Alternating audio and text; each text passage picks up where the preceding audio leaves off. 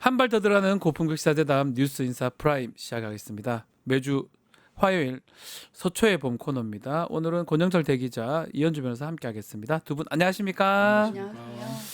자, 이 법원이 공직선거법 위반 사건 이재명 대통령 일단은 연기를 하고요.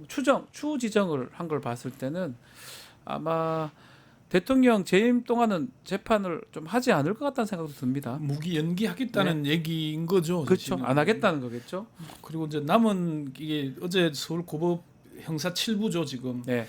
헌법 84조에 따라 이 대통령 선거법 사건 관련해 기일 변경 및 추후 지정을 했다 했는데 헌법 84조를 언급을 했잖아요. 네. 불소추 특권에 따라서 재판 일정을 안 잡았다는 거니까 재임 중에는 이 재판 안 하겠다는 얘기하고 같고요.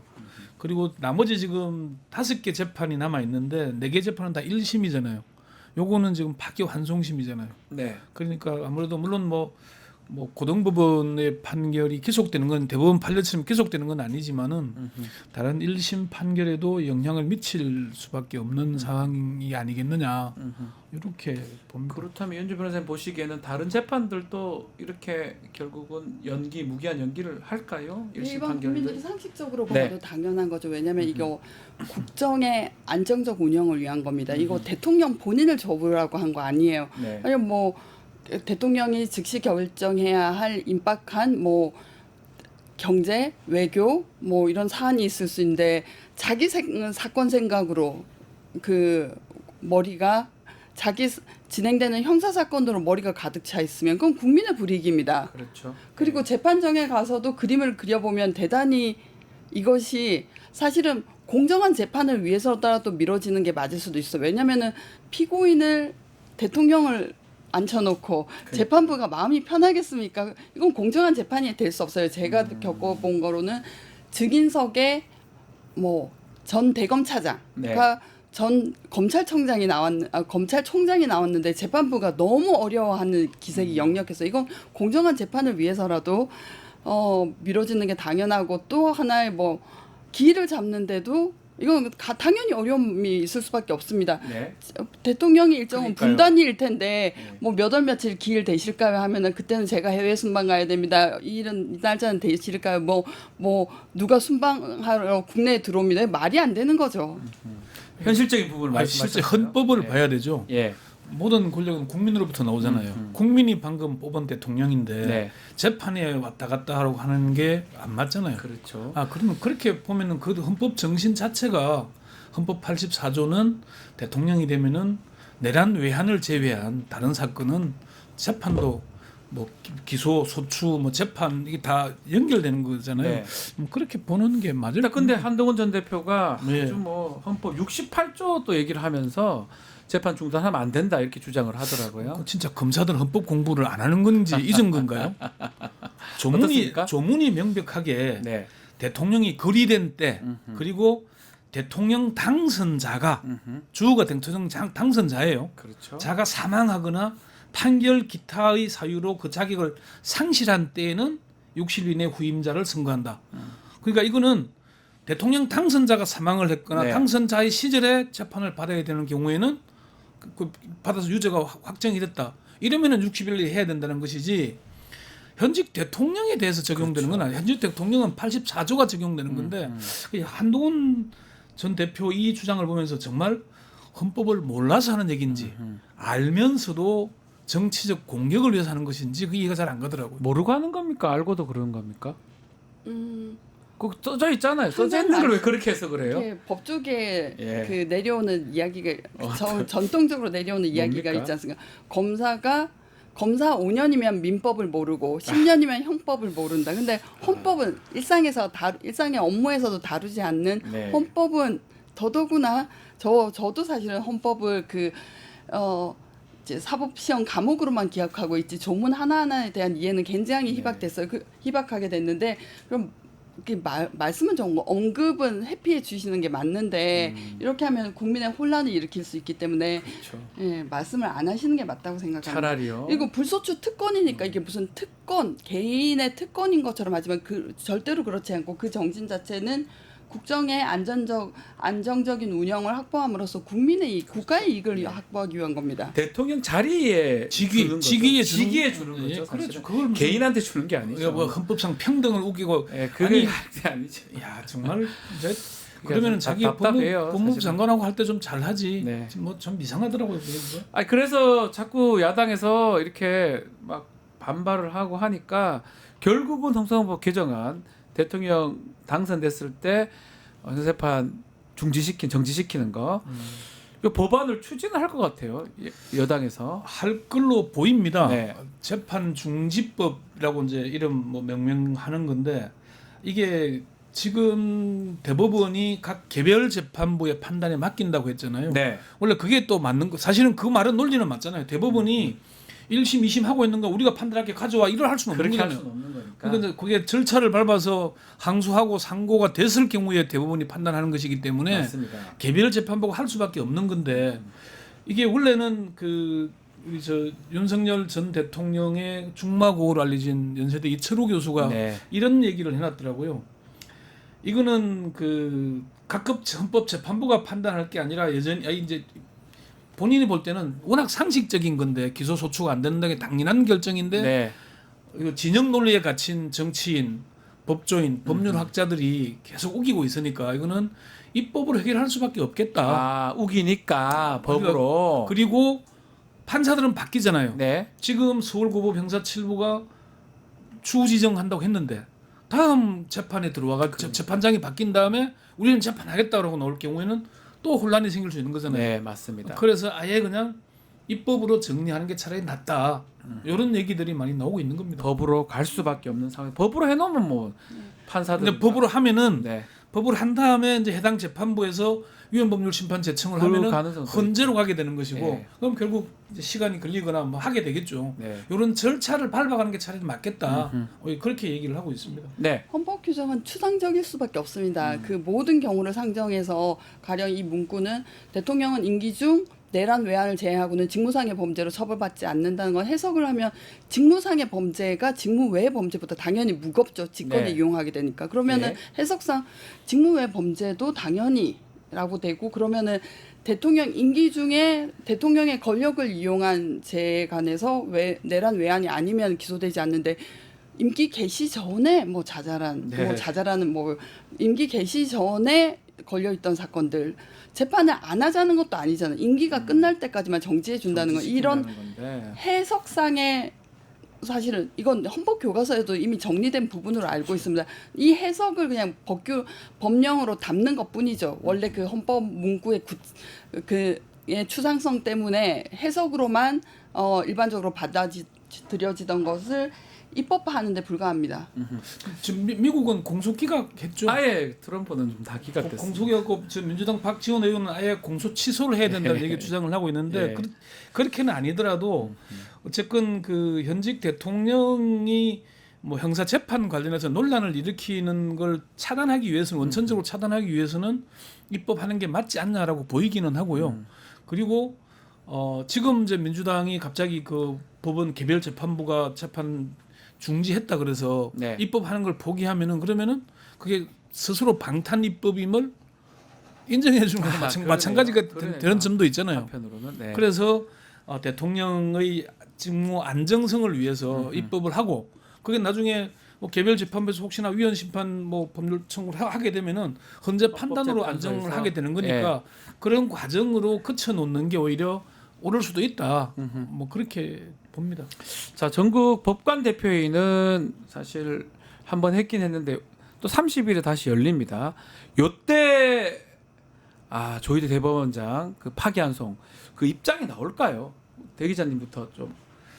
어쨌건 요거는 그 법관 회의 주제에 네. 지난번에 들어가 있어요. 네. 요 대목은 어떻게 할 거냐 하는 게 이재명 상고심 그때 뭐 적시 거기에 대한 이례적 절차 진행이었잖아요. 정말 전력 아예 없는 9일 만에 대법원 파기환송심하는 게 그러니까요. 그런 결정하는 데가 어디 있었습니까? 그래서 여기에 대한 입장이 충분히 나올 수가 있지 않을까라고 보고요. 이제 그래서 근데 문제는 이제 그로 인한 사법부가 지금 많은 공격을 받고 있는 거는 또 맞잖아요. 네. 근데 요것도 사실 지금 고법 형사 7부가 재판을 추후 지정으로 무기 연기를 하긴 했습니다만은 여기도 넘어오자마자 파기환송심이 넘어오자마자 기일 지정하고 집달관 뭐 집행관 통해서 보내고 아주 급하게 이것도 이상하게 했잖아요. 했습니다. 이상한 모습을 보였잖아요. 예. 요런 데 대한 일상적이지 않은 데 대한 자기 나름의 반성과 입장이 나오지 않으면은 법관 대표자회가 별 의미가 없어지는 거죠. 사법부의 중립성, 뭐 독립성을 흔들지 말아라고만 나오면은 본인이 그 원인을 제공했는데 원인에 대해서는 언급하지 않고 지금 현상에 대해서만 얘기한다면은 설득력이 약해지지 않겠습니까? 네. 그래서 당연히 그 부분은 나올 걸로 보이는데 그것과 함께 사법부에 대한 독립성, 중립성에 대한 뭐 제도 개선 지금 사법 개혁에 대한 얘기들이 많이 나오기 때문에 거기에 대한 입장들도 좀 있지 않을까 그렇게 전망을 합니다. 어떻게 예측하십니까? 좀 내용이 좀 나올까요? 또 내용은 나올 수밖에 없는데 화상회의 지금 하긴 한다고 하던데. 왜냐하면은 그 후로 뭐 이재명 대통령이 되었고 네. 그리고 지금 뭐 대법관을 증언한다든지 여러 가지 사법 개혁이 들어오는 것에 대한 자기 알리바이라고 할까요? 우리 자정 노력을 하고 있고 우리는 자정 능력이 있는 집단이다라는 걸 보여주기 위해서 뭐 진심이 있을 수도 있지만 어쨌든 대외적인 메시지로서 낼 거라고 생각하는데 수위 조절에는 굉장히 고심할 거라고 생각합니다. 왜냐하면 예. 헌법상 재판의 독립, 재판부의 독립이 있는데 이거는 자의적인 재판을 하라는 건 아니고 공정한 재판을 위한 수단일 뿐이죠. 그런데 이게 공정한 재판을 위한 수단 이것보다는 이게 더 신성시되는 바람에 판사들이 남의 재판에 대해서 남의 재판부 재판에 대해서 뭐라고 얘기를 하기가 손이 곱아지는 측면이 있습니다. 네. 그리고 이 사건은 결국은 그 절차적으로 이례적이다 그뿐만 아니라 내용을 사실은 건들 수밖에 없거든요. 예. 왜냐하면은 무슨 의도로 다른 사건하고는 다르게 이례적인 절차 진행을 했느냐는 것과 그렇죠. 또 관련돼 있고 예. 지금 고등법원 뭐 정지되긴 했습니다만 향후는 이어질 테고 그 재판에도 사실 이 언급이 영향을 미칠 수도 있어요.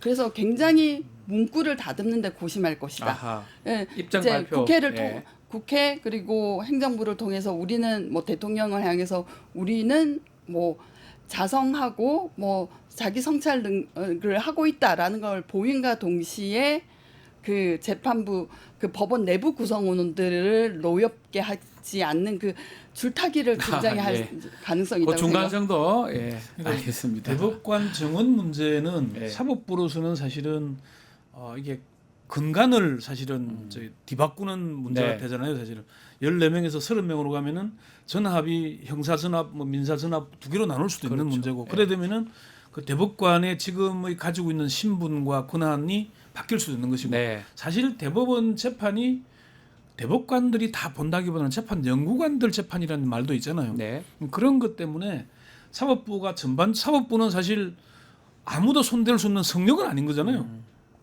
주권자는 국민이고 예. 이상한 걸 하면은 거기에 맞는 제재와 뭐 제도 개선이 필요한 거잖아요. 네. 그런 관점에서 보자면은 그러면 얼마나 이제 정말 전향적이고 올바른 입장을 내느냐. 물론 사법 개혁은 신중해야 되고 어느 특정의 이해관계만 따지면 안 되는 건 틀림이 네. 없거든요. 그럼 그걸 확보하자면은 방금 이현주 변호사 말씀대로 얼마나 자정 능력이 있느냐 하는 게 중요한 포인트이긴 해요. 그게 그래서 이번에 어떤 입장을 내느냐가 많은 국민들이 지켜보고 있는 상황이거든요. 예. 거기에 따라서 좀 더 변화가 생기지 않을까. 그리고 사법부도 이번 기회에 좀 제대로 된 얘기. 저는 지난번 그 전합 때 전에도 말씀드렸습니다만은 대법관 5명이 지연된 정의는 정의가 아니다. 네. 그러면은 9일 만에 어떤 특별한 재판을 하는 거는 정의인가? 그건 정의인가요? 더 부정 아닌가요? 그러니까요. 네. 그런 문제들에 대해서 정말 전국 법관 대표자 회의가 제 목소리를 낼 수 있느냐 없느냐, 사법부가 정말 자정 기능이 작동하느냐 안 하느냐, 이게 아마 판가름 날 걸로 보입니다. 나머지 재판 관여하는 자체가 여기는 재판 관여잖아요. 그렇죠. 근데 그것 때문에 고심은 많이 할 텐데 네. 입장을 안 낼 수는 없을 거고 어떤 입장을 내느냐에 따라서 사법 개혁의 강도가 달라지지 않을까 하는 그런 느낌입니다. 근데 네. 지연된 정의는 정의가 아니다라는 그 문구는 예. 뭐 수사로서 쓰이는 건데 그걸 재판 구체적인 사건에 인용할 것인가라는 생각도 들고 또 하나는 많은 변호사들을 진노하게 한 것은 대법원에 가서 3년, 4년 있는 사건들도 많죠. 있습니다. 그건 왜 정의를 그럼 안 그러니까요. 찾아주시는지. 그러면 말도 안 되죠. 뭐 예. 지연된 정의가 되지 않도록 재판관을 증언하는 것에 대해서는 왜 반대하시는지 모든 것에 대한 입장 정리가 필요하다고 봅니다. 맞습니다. 자, 이재명 대통령 인사 또 검찰 개혁 강도 높게 하겠다라고 얘기했는데 그 인사로 민정수석 지금 오광수 변호사를 임명하면서 좀 논란이 되고 있습니다. 지금 말들 계속 많은 것 같아요. 대 기자님 어떻게 보셨습니까? 오광수 변호사는 중수부 과장을 거치고 네. 서울지검 특수부장을 했다는 얘기는 정통 특수통이라는 얘기거든요. 확실한 특수통이네요. 예. 요걸 거쳤기 때문에 정통 특수통을 했다는 얘기는 조금 전에 김규현 변호사도 얘기를 했는데 네. 검찰의 속성을 아는 사람이 검찰 개혁을 해야 사실은 제대로 하는 거거든요. 그동안에 뭐 여러 사람들이 민정수석들이 거쳐갔습니다마는 그 검찰 개혁에 대한 입장이 그 바깥에서 보는 법률 학자나 아니면은 제야법조인들이 바라보는 거하고 검찰 내부에서 보는 거는 약간의 또 차이가 있을 수도 있는데 이재명 대통령이 대단히 실용적이고 실리를 추구하는 분이다 이런 얘기를 하잖아요. 네. 그래서 굳이 오광수 변호사를 선택했을 때는 이유가 있을 거다라고 보고요. 물론 그 제가 법조를 할 때 특수부 평검사 시절에 제가 봤던 본 적 있습니까? 뭐 예. 인연이 있습니다만은 그렇게 튀는 스타일은 아니었어요. 조용하게 일을 업무를 한다. 뭐 특수부 검사 중에는 그렇게 자기의 존재감을 막 드러내려고 애를 쓰는 그런 스타일은 아니었어요. 그렇긴 한데 그게 이제 이재명 대통령에게 맞는 건 아닌가. 아하. 검찰 개혁을 하는데 시끄럽게 하는 게 아니고 조용하게 필요한 제도를 바꿔 나가는데 기여하는 걸 바라는 건 아닌가. 저는 그렇게 봅니다. 그 부분은. 검찰 개혁하고 이 오광수 민정수석 연관성이 있다고 봐야 되겠죠? 그렇죠. 그 검사들 일반 국민들은 이제 검사들의 그 네. 무리한 수사 기소에 질려서 사실 특수통 검사라는 말만 들어도 네. 좀 알러지 반응을 보이신 분들도 많은데 일단은 결국은 뭐 민정수석만 중요한 게 아니라 법무부 장관 법무부 그리고 장관 중요합니다. 입법에서 어떤 그 입법 안들이 통과되느냐가 더 중요한 문제이기 때문에 네. 뭐 특수부 검사라는 이유만으로 뭐 세강경 아니 모르겠습니다. 그 불신을 가질 이유는 사실은 저는 아니라고 생각은 해요. 그렇죠. 근데 이제 포인트를 사람들이 자꾸 검사 출신하니까 검찰 개혁하고 연관을 짓는데 민정수석의 기능은요. 네. 그 옛날에 얘기는 민정수석 했던 사람들이 그런 얘기를 해요. 청와대의 절반이다 이런 얘기를 많이 들었거든요. 무슨 얘기냐면은 권력기관을 감시 감독하고 하는 게 민정수석의 기능이에요. 검찰, 경찰, 국정원, 감사원, 뭐 국세청 등등 이런 권력기관들을 감시하고 하는 게 민정수석의 기능이기 때문에 사실 검찰 개혁, 제도 개혁의 문제는 국회가 할 일이거든요. 국회나 뭐 법무부 장관이나 법을 바꾸고 하는 그렇게 할 거기 때문에 그런 쪽에 저는 무게가 실렸다고 봐요. 검찰 개혁을 위해서 오광수 민정수석을 임명한 게 아니고 네. 권력기관에 대한 이런 이게 왜 그러냐면은 국정이 이제 다른 문제가 자꾸 생기거나 터지면은 대통령의 업무에 제동이 걸리잖아요. 자꾸 이 브레이크가 걸리게 되잖아요. 그걸 막으려면 민정수석이 사전에 그런 걸 잘 차단하고 네. 관리해야 되고 인사 검증을 제대로 해야 되는 게 있거든요. 그런 문제가 좀 염두에 둔 인사라고 저는 그렇게 보고요. 이제 뭐 검증 얘기가 나오니까 지금 오늘 그렇죠. 그 얘기를 해야 될 것 같아요. 그 얘기 할 수밖에 없는데. 자, 지금 뭐 부동산 차명 관리 부분 이게 사실 또 문제 아니냐 이런 얘기를 합니다. 적절하지는 네. 분명히 않고요. 내가 어제 저 오수석 얘기를 직접 들어봤는데 본인도 그 검증 과정에서 충분히 이 부분에 대해서 설명을 했다고 하더라고요. 설명을 했고 허물이다. 그리고 요게 문제가 돼서 다른 업무를 할 수 없다면은 그 결정에 따르겠다. 그 얘기는 인사권자가 고심하고 있다는 얘기로 연결이 되는 것 같더라고요.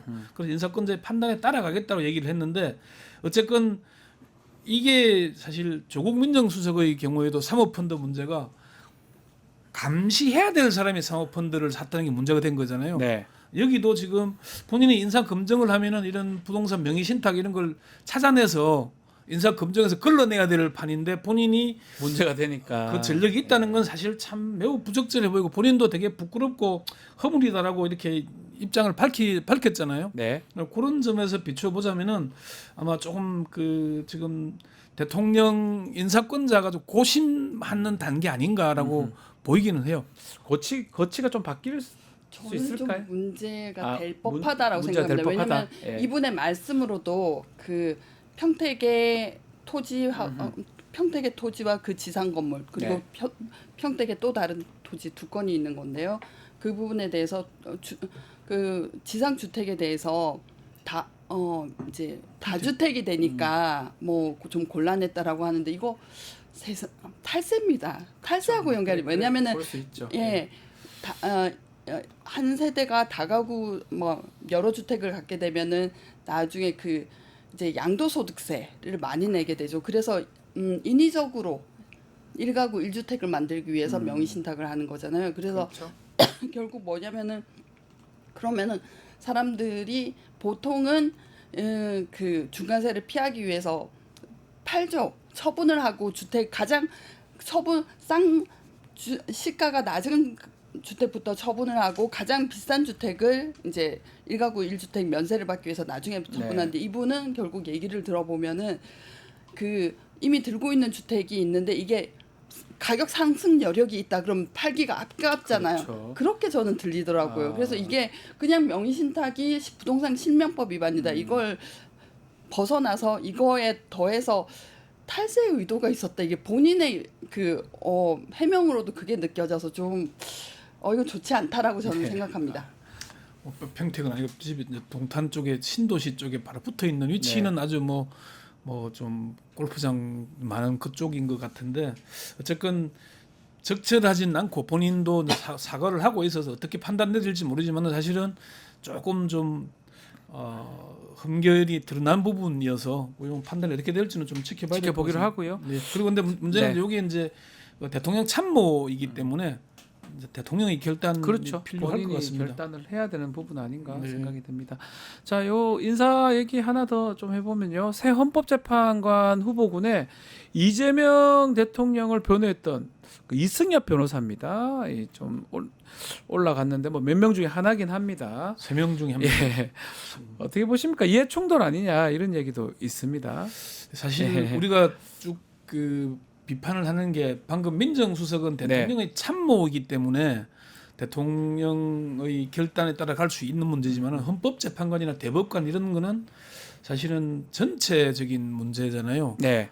그래서 요거는 좀 외관상 별로 보기는 좋지가 않다. 그러면 사법부의 판단은 외관상 안 좋은 것만 해도 네. 국민들한테 저러면은 저거는 봐주기 인사다라고 비판할 수밖에 없는 그렇죠. 구조이거든요. 예. 아직 뭐 결정 난 것은 아니기 때문에 셋 중에 하나니까. 아무리 이분이 헌법 뭐 연구관 출신이고 헌법에 정통하다고 하더라도 이런 인사를 하게 되면은 정권이 초창기부터 이런 인사를 하게 되면은 비판을 많이 받을 수밖에 없는 네. 그런 구조이기 때문에 아마 뭐 제대로 판단하지 않을까. 아하. 저는 그렇게 봅니다. 이 선택은 이런 헌법재판관, 대법관 이런 걸 뽑을 때는 이런 개인의 인연, 친분 이런 거는 가급적 그렇죠. 예. 자제되는 게 좋습니다. 네. 예. 자, 특검법 얘기 좀 해보겠습니다. 3대 특검법안 지금 오늘 국무회의에서 지금 처리가 될 수도 있을 것 같고요. 수사기일은 최대 170일, 검사가 한 120명 정도 파견이 가능한 상황인데 빠르면 이번 주에 출범을 할 것 같아요. 우리 이현주 변호사님 좀 잘할 수 있겠습니까? 메머드입니다. 메머드. 초메머드입니다. 예. 많이 늦었지만 네. 어쨌든 속도전으로 대거 인력이 네. 투입돼서 빨리 할 수밖에 없다는 생각이 드는 게 취임하고 나서 용산을 가봤더니 종이 한 장, 컴퓨터 한 대 없다라는 거죠. 결국은 이 모든 증거들이 다 사라졌다는 얘기입니다. 그래서 뭐 사실 아시다시피 이런 공공용물 행정재산은 관리 번호가 있어요. 네. 컴퓨터 하나, 의자 하나, 책상 하나까지 다 관리 번호가 있습니다. 그러면 이걸 도대체 어떻게 한 건지 이게 사실은 증거인멸 목적이 아니라 이 공용 재산을 임의로 처분하는 것도 공용물 관리법 위반 뭐라든지 법령 위반이 되는데 이건 법령 위반을 떠나서 일단은 차기 정부의 직무를 정지시킬 그런 의도가 다분히 있었을 테고요. 그리고 이미 많은 증거들이 증발되었다라는 생각에 좀 참담하네요. 그리고 컴퓨터를 찾더라도 사실 그 관리 번호에서 컴퓨터를 소재를 추적하더라도 다 디가우징이 돼 있을 네, 거라고 생각합니다. 아마도. 포렌식이 네. 불가능한 상태일 거라고 생각합니다. 그래서 참 많이 늦었다. 그래서 뭐 돌이킬 수는 없긴 하지만 윤석열이 즉시 체포되었더라면 그리고 구속 취소되지 않았더라면 네. 이렇게 일사불란하게 정리되진 않았겠죠. 그래서 참 그 지겸 판사에게 유감을 표합니다. 네. 지금 네. 판사의 문제뿐만 아니라 사실은 저는 이걸 보면서 뭘 어디에 포인트를 두냐면은 국민의힘이 민주당하고 합의해서 내란 특검법을 통과시켰더라면은 차라리 내란 특검법이라는 거는 딱 한정돼 있잖아요. 네. 원래는 6개 조항이었는데 다시 이번에 수정 통과된 게 11개로 늘었습니다. 늘어났어요. 그리고 예. 인지하면 또 확장할 수도 가능하게 돼 있어요. 뭐 정말 최악으로 가버려. 그- 국민의힘 입장에서는 국민의힘이 정말 얼마나 참 이 사람들이 정무적 감각이 없느냐라고 하는 대목인데 그래서 이거는 상당히 그 특검 후보로도 사실 이제 지난번에 그 감사위원 했던 조원석 예. 서울고검장이 상당히 유력하게 거론되고 있다 이런 얘기도 나오는데 아마 탈탈 틀릴 겁니다. 이거 네. 특히나 지금 대통령도 내란 종식에 대한 다른 건 모르지만 이게 엄청 엄정한 입장이고 국민들도 이번 이재명 대통령 선출이 내란 종식의 연장선 아니겠습니까? 네. 그런 점에서 보자면 상당히 좀 기대해 볼 만하다. 물론 증거가 인멸되고 하지만 사람이 다 남아 있잖아요. 네. 사람이 남아 있고 진술 증거도 증거입니다. 예, 네. 진술 증거도 증거기도 하고 그래서 그런 절차들이 제대로 밝혀진다면은 아마 가장 좀 제대로 좀 된 게 네. 아닌가. 특검의 파견 검사가 60명인데 이 정도로 대규모 검사가 간 적이 처음입니다. 없어요. 박근혜 특검 때 박근혜 20명, 때도, 예. 20명 정도 예, 예. 뭐였는데 엄청난 규모입니다. 사실 근데 규모가 너무 많다 그래서 좋은 건 아니에요. 검사가 너무 많으면 오히려 파견 검사가 많은데 이게 검찰 조직은 줄어드는데 특검은 너무 키워 놓으면은 이게 어떨지 그게 조금 좀 네. 지켜볼 일인 것 같긴 하고요. 예. 김건희 이제 지금 문제는 특검에 들어가기 전에 네. 검찰과 경찰이 바빠지고 있어요. 그렇죠.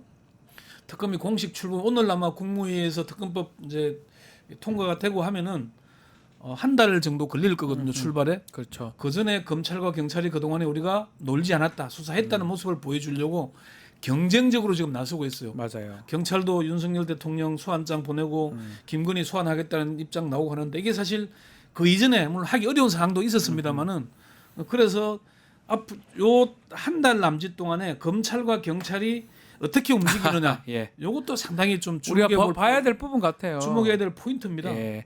김건희 강제 구인 얘기도 있어요. 검찰은 김건희, 경찰은 지금 윤석열 소환 통보. 2차 통보니까 만약 계속 거부하거나 하면 구인의 가능성, 구속의 가능성도 있는 거 아닌가 생각도 들고요. 그게 지금 경찰이 이제 2차 소환장을 보내고 하는 게 쌓이는 거잖아요. 1차 네. 소환 불응, 2차 소환 불응, 3차 소환 불응 하면은 영장 청구하는 영장 그런 그렇죠. 과정을 밟게 되겠죠.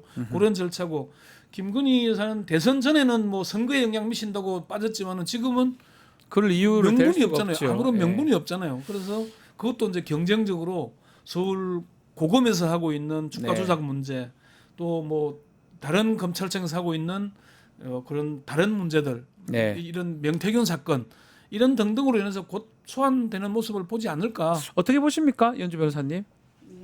지금 검찰이 결국은 자기네들이 종결은 못 잡겠지만 이제 뭐 나중에 특검에서 검찰 뭐 했냐라는 비난을 그렇죠. 받지 않기 위해서라도 최소한의 구색은 맞출 것이라고 생각하고요. 또 하나는 김건희 윤석열은 사실은 뭐 불려 나올 일이 이것 말고도 많다고 뭐 세간에 뭐 소문이 나 있는 상태고 뭐 해외 협력 기금이 캄보디아에 주어지는 해외 협력 기금이 윤정부 때 3배가 늘었는데 그걸 추적해 봐야 된다라든지 뭐 캄보디아에서 제보가 들어오고 있다는 얘기도 하니까 이게 다가 아닐 것이다. 이 더 있을 3대 것이다. 특검이 다가 아닐 네. 것이다라고 저는 예측합니다. 더 있을 제일 것이다. 중요한 게 사실은 비아폰 서버를 빨리 제대로 확보를 해서 그렇죠. 그것만 확보해도 그죠. 비아폰만 물론 뭐 통한 내용이 나오진 않겠지만은 어떻게 연결돼 있는지 네, 최소한. 내란 당시에 그런 것들 수사할 게 워낙 많기 때문에 그리고 제일 중요한 건 저는 중요한 것 중에 하나가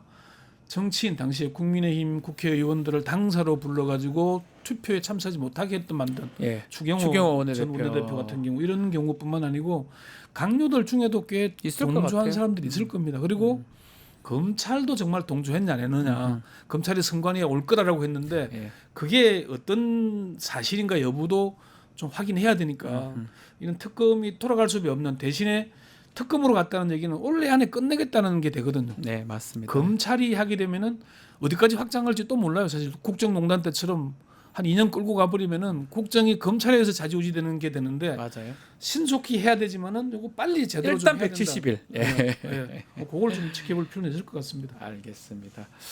자, 오늘 말씀은 여기까지 들어야 될 것 같습니다. 자, 서초의 봄 권영철 대기자님, 이현주 변호사님 두 분 감사합니다.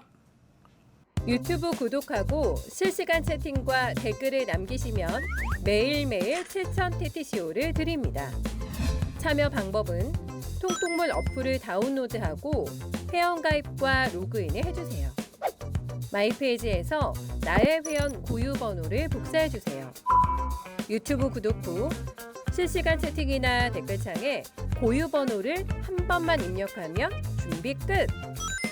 지금 유튜브 채팅과 댓글 쓰기 참여하고 실천 TTCO 받아가세요.